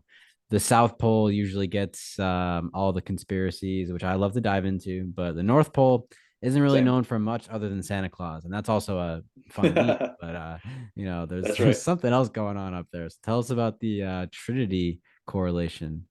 Sure. So I would say that my personal perspective, and this is all developing stuff, right? But I do see it as a solar, lunar, polar, and by polar, in this specific instance, I would say the pole star or the North Star, which is also called Polaris. So, which has a correspondence, obviously, with the North Pole. And so, I think that makes a lot of sense. I think that the North Star, like I've been saying, unlocks a lot of really juicy information, lots of gravy, as this community likes to say, with Northern symbolism. And so I do see it that way. I see the sun playing its own part, I see the moon playing its own part, and I see the pole star being this other thing that has, in my opinion, like I said, I think it's been lost to the sands of time. I think there's an element of it that's been kind of suppressed. Um, One of the kind of most sacred symbols out there, and it's very holistic, is the swastika. And so the swastika is symbolic of Ursa Major going around the pole star throughout the year and showing what Ursa Major looks like,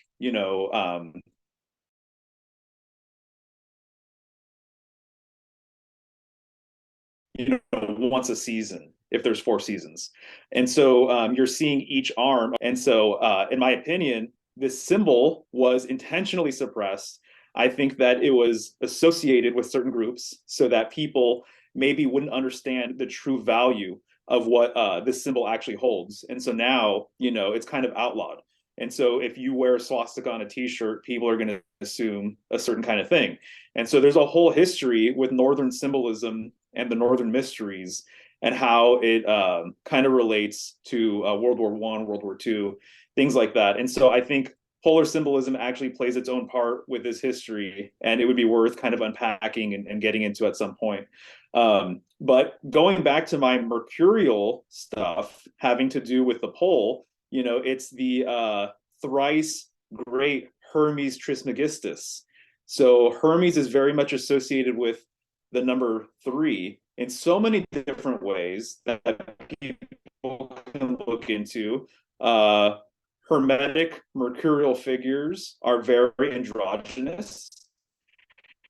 And so when you're dealing with that kind of energy, you have the masculine and the feminine together, which kind of creates this new thing. And so you have the 2 pillars, Boaz, Jachin, masculine, feminine. And then you also have something that's considered to be the combination of the two, or what some people have referred to as the middle way, or the middle path, or the middle pillar. So if you have 2 energies, there's an implied third energy there. So when you have a couple coming together, there's an implied third energy, and it's the energy between the couple, what they're producing together, which is like magic, and oftentimes has this relationship with a fire or a spark or a friction of some kind, that there's this tension, but this tension and this friction can be used to build things, great things, amazing things, right? And so Hermes, I think, is almost a trinity unto itself, right, in a lot of different ways. And so I think it's curious that I've been relating the tree, being this bridge to other places, and tree and 3 are just 1 letter difference. And so I think that this is very much like this is not a coincidence, long story short. I don't think that this is like a coincidence at all. And I also said that our spine is the one of the correspondences of the axis mundi, the world axis within the body, and there's 33 vertebrae. Everyone knows the story of Christ, and the age 33, what that represents. Well, my understanding is when you really look into it, early Christ symbolism was way more mercurial than it was solar in nature. And so most people symbolically, and I agree with them in a lot of different ways, but Christ is a solar figure. He is the sun, S-O-N, but when you look back at some of his earliest depictions and stuff, he is more of like a magician sort of figure. Going back to the magician card and Hermes and everything else that I've kind of been talking about. So, Pythagoras said that everything is divisible by 3, beginning, middle, end, etc. And there's a lot of lore with Pythagoras that Juan shared with me, where he has like a golden thigh. This goes back to the leg symbolism I was talking about. I think a lot of Pythagorean symbolism and mythology, it's actually relating him to the pole. And so that's something we can talk about at some point if you wanted to. But the Trinity, I think it makes sense that there would be something masculine, something feminine in the sky that pertains directly to our specific domain. But then I think that there's this other thing as well, that the heavens revolve around, and that people should take into account. Ben Balderson is of this opinion too. He has a different way of kind of framing it. And then L.C. King as well is kind of this opinion too. And so to me, it just makes like a lot of sense that there would be this Trinity sort of aspect. And I think that when most astrologers and stuff kind of consider what system we live in, they're only going to consider solar and lunar. But, this third sort of thing isn't really taken into account. But once it is, I think that a lot of information will get revealed to you. And in the video that I'm about to put out, I know you saw it because I sent you a link earlier, but there's a Freemasonic tracing board. And there's a lot of images that are like this, where it shows a sun and a moon and like this brilliant star, or the eye of Providence, an eye inside of a triangle. And when you could very easily miss it and not really know what you're looking at. But what you're really looking at is you're looking at the moon, lunar symbolism, you're looking at the sun, solar symbolism, and then the eye symbolically represents polar symbolism. So in a lot of occult artwork, they actually make reference to this. And there's a couple of other examples that Michelle and I have gone over on her show. But when you start decoding it that way, is there a reference to the pole star? I've been surprised to see how many examples there are out there where they make direct reference to it. And generally, it is higher up on the canvas and it is larger than both the sun and the moon, implying that it plays a very, very significant role. And it did, because there was a polar tradition. So before solar symbolism was like the main thing in town, people had a polar tradition, and they understood that the eye in the sky, or the eye of God, was the pole star. That is really cool. I've never heard that correspondence before between the all-seeing eye and the polar system. And it says a lot too, just like you were saying, that it's placed higher than the sun and the moon. It's definitely an overlooked luminary for sure. And uh Yeah. this is really cool. I'm happy. I'm really it's a cool synchronicity because you brought up the spine earlier, and I know we've discussed it before. This is a perfect segue to my final question for both of you. And just to give you time to prepare, because maybe this is a question that makes some people anxious. This question is about books and perhaps a book recommendation from each of you. So just to preface, and I know you're both looking around at your bookshelf like, oh God, what am I gonna say? We talk about the spine and poles and pillars, and we know that books themselves have spines, and it's so cool. They are helping us stand up with a greater they help to elevate us in a way. They keep us you know nourished in a certain way. And thinking about the spine of a book as a pillar, and in your own personal journey, in your own growth, what are the pillars? Maybe just one or a couple, as many as you'd like to kind of throw out there for myself, and for anyone listening who wants to dive into anything in particular. But we brought up a lot of different topics today, so there's a lot of different directions that our personal studies and research can go into. So I'd love to ask each of you, if you could suggest any books to your friends listening, what would you say? Nice. Babe, do you want to go first, or would you like me to go first? Um, it doesn't matter. I can go if you want. Go for it. I'll go. Well, I kind of had a feeling this would come up, so I brought one book in particular, but I already had the other book that I'm going to suggest here. So I know we're just listening, but I'll put it up on the screen.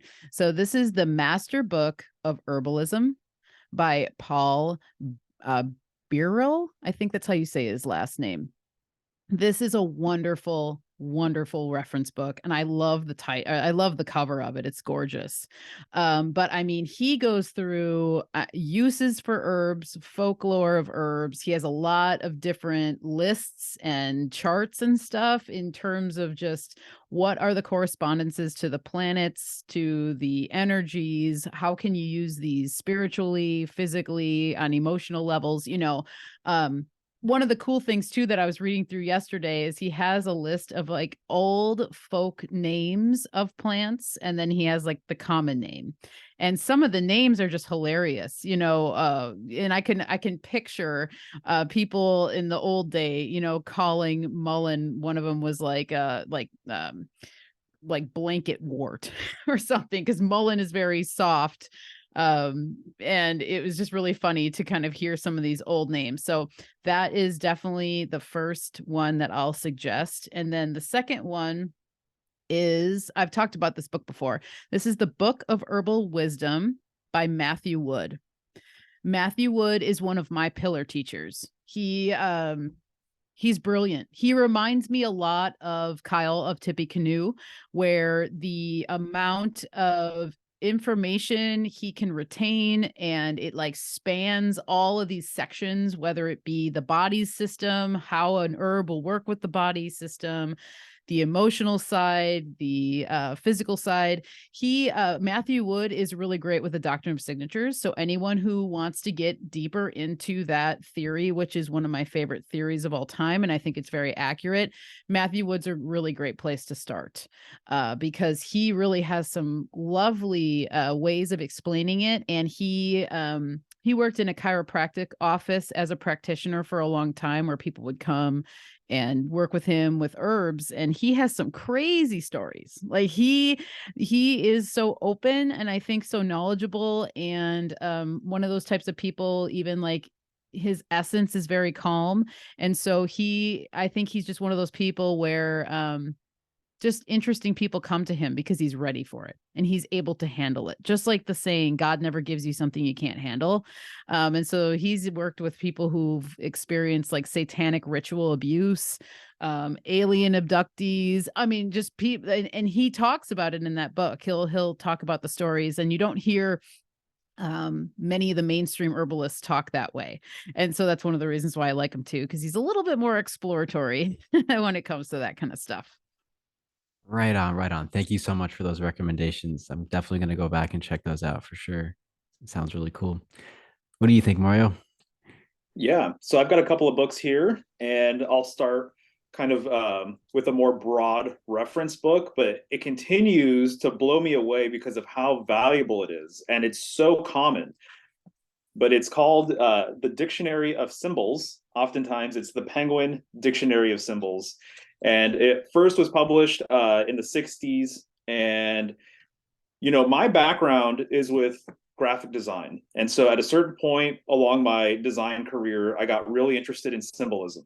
And so I would say the first book I bought on symbolism was like in 2007 or 6 or something like that. And then since then, every single time I see a new one that looks interesting, I'll buy it.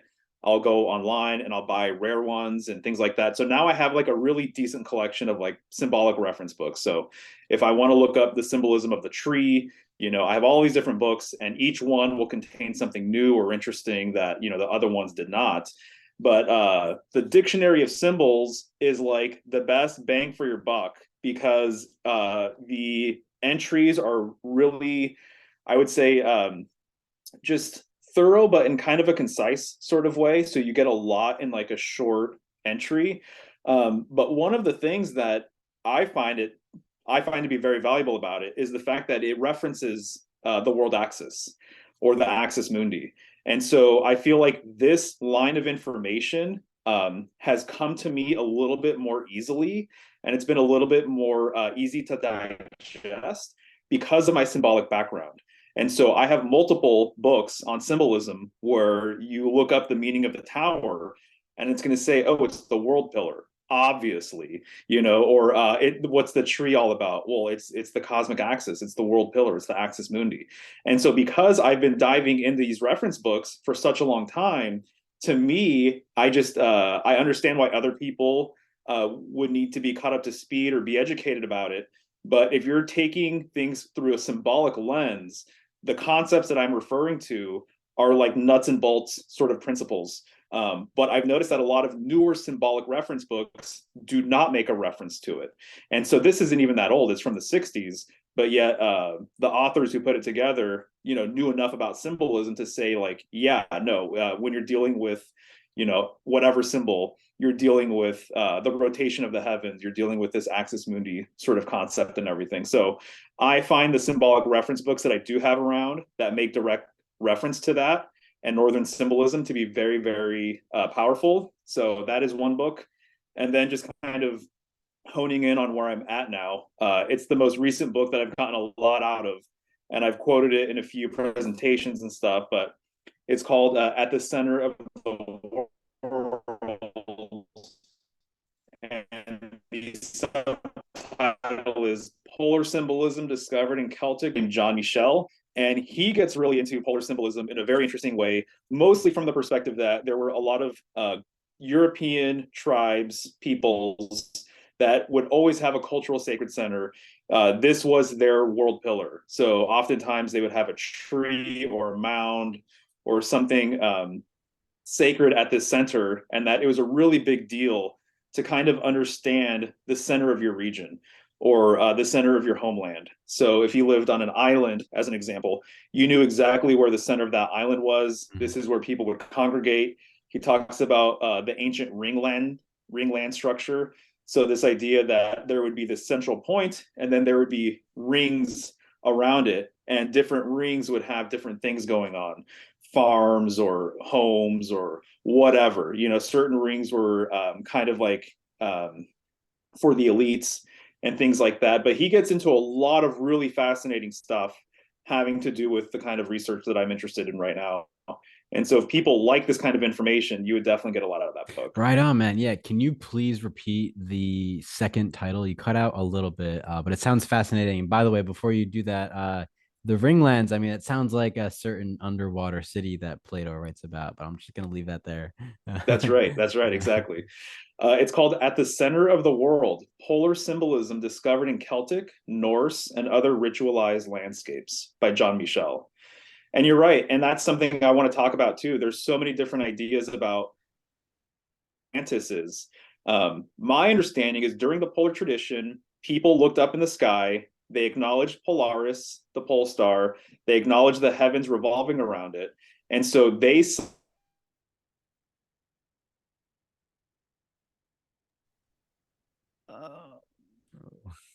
saw rings in the sky, essentially, and kind of comparing the night sky to. And so they believe that if they here on Earth, and so it's a cosmological thing where they're looking in the sky, they saw rings, they saw a wheel. So therefore, they turned their village into something very similar. And they turned their home into something similar as well, which is why a lot of people used to live in circular structures and that the hearth was the center of the home. You know, I've looked through books where they make direct reference to the polar sky, to the circumpolar constellations, the northern sky, in relation to huts and everything. And that there's Native American tribes that literally had a circular hut that they would live in. The fire was in the middle, and this was in homage or in reverence to what they saw in the heavens, which was the pole star in the northern sky, and then all of the stars going around it.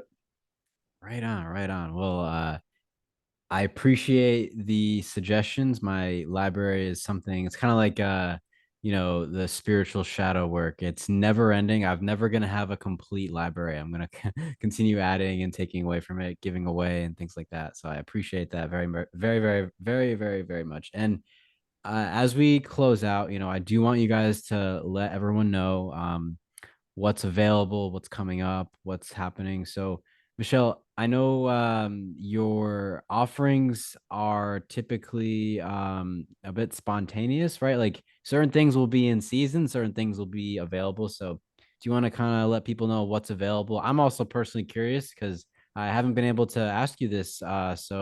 What can we find currently? It's January 26, 2023. What do you have available? What have you been working with lately? Yeah, thanks again for having us. Mhm. And yeah, so currently right now my full moon offering for the month, we've got about a week or so left of it, are my soaps. Mm. So I have a honey or an oat and honey soap. I also have a calendula salt soap, which is really, really great. I love all the soaps that I'm making, but the calendula salt soap for people who maybe like work with, maybe you're a massage therapist or you work with people a lot, you're maybe around people. And if you find that you're very sensitive to other people's energy, the salt soap is really great because not only does it like cleanse your body physically, but there is an auric cleansing that happens with salt, just like salt's very protective. So that's kind of the idea behind that salt soap. And you really can feel a difference. I mean, I know that I might be biased, but you can tell. I know Mario has been able to feel it too when we change that soap out and the calendula salt soap is in the shower or any other salt soap I make. It's a difference when you get out of the shower. Oh So it's yeah, really even cool. topically, yeah, salt can be very powerful. Yeah. Yeah, it really is. And so I'm stoked to have nailed that recipe down. And then I also have a comfrey, nettle, and pine shampoo bar that Mm. is available. And I've only got a couple of each. I have like 2 of the soaps left, and I think I have 4 shampoo bars left. So yeah, that's what's on the docket right now. But I also I just made fresh fresh batches of my deodorants and also my antifungal and wound healing salve. That the salve, both of those things, the deodorant and the salve, I've been making those for as long as I've been working with herbs. So they are tried and true recipes that I'm really stoked on. And that salve has helped so many people.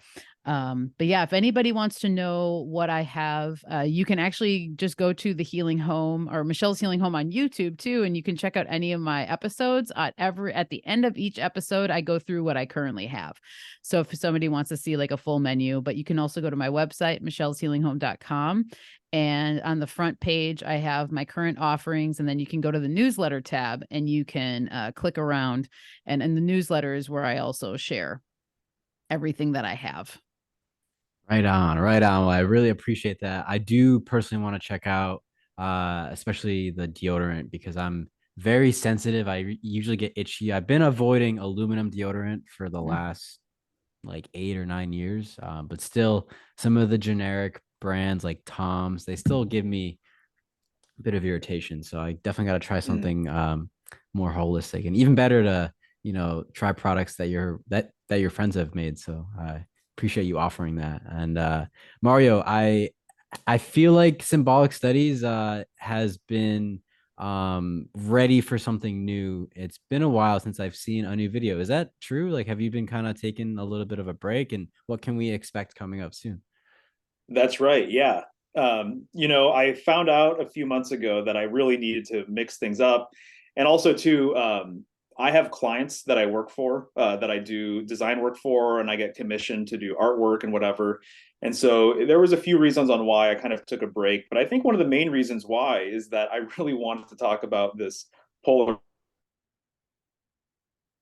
thing that I was following the zodiac up until a few months ago, each sign during the sign itself. And I feel like that's just not that I'm done with astrology or anything like that, but it's just kind of ran its course, Hmm. So for me, it's like I want to talk about the things that I brought up today.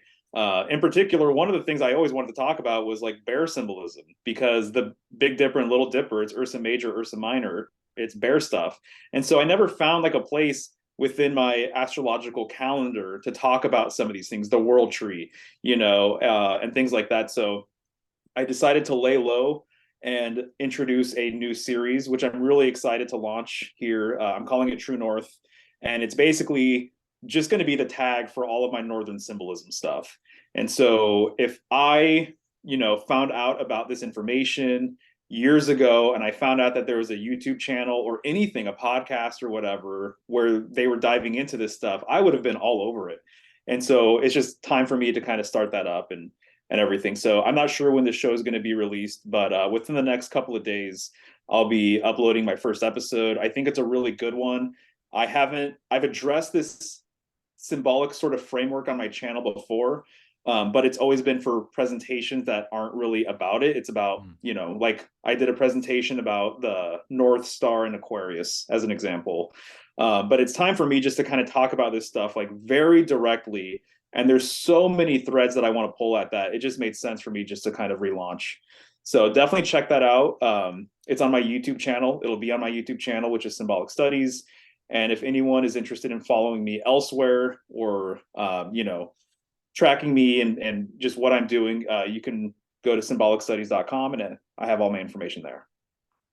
Right on, you two. It's been a wonderful chat. I still have a couple things on my notebook that I want to touch on another time, so we'll save Sure. that. And wow, I just want to thank both of you. It's been really cool to meet you, Michelle and Mario. It was awesome to chat with you again, and I'm so absolutely blessed to be in this community with you guys.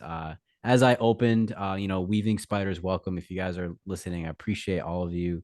And I just want to leave people with this last message. That between your relationship, which has inspired a lot of people. I mean, I can speak for myself, but I know that between the two of you, you've inspired a lot of people to think differently, to take better care of themselves, and to appreciate what's around us. And I just want to thank you sincerely for all that you've been doing. Is there any last word you want to leave with our lovely audience today? Well, thank you for saying that. It was great to meet you too. And I appreciate you having us both on. And yeah, well, that's really awesome. I feel so freaking grateful to be part of this community as well. And I mentioned this in my episode with Rachel the other night, but the spiders have just been, they were so just, they embraced us Mhm. and it was really cool. And we started to feel like we were finding our people and we feel like we have. And I said this too, but like finding people online that you're really connecting with, it was like, I kind of had this weird thing that I had to like mesh the online world with the Yeah. real world. But then remembering it's like, but we're all real people. We're all here. It's like, Mhm. even if we aren't in the same room. And so, yeah, I just want to, I guess any closing words would just be to trust in yourself and trust in your body's ability to heal. And if you are feeling something happening, something changing, instead of going into a place of fear with it, allow yourself to feel what you're feeling. And don't automatically feel like you have to search it online or you have to reach out to a doctor or whatever. And I'm never going to tell someone to not reach out and not take care of themselves, but to ask yourself, like, what's coming up to be healed? It's a really great question to ask yourself, even if you literally stub your toe. What's coming up to be healed? What is the toe associated with? What side of the body is it?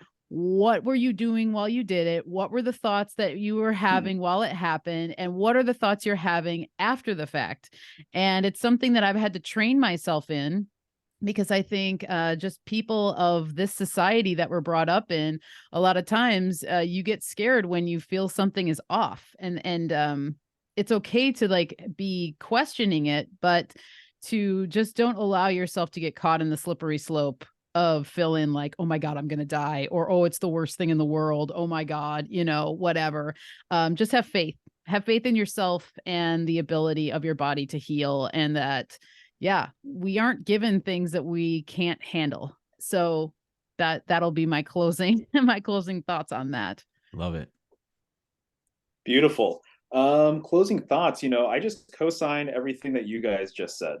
So honestly, super grateful to be here. This conversation was awesome.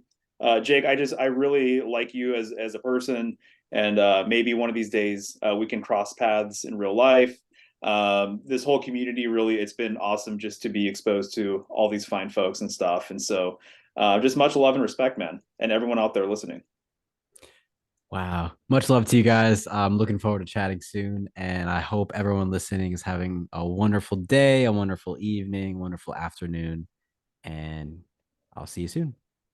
Bye. Ciao.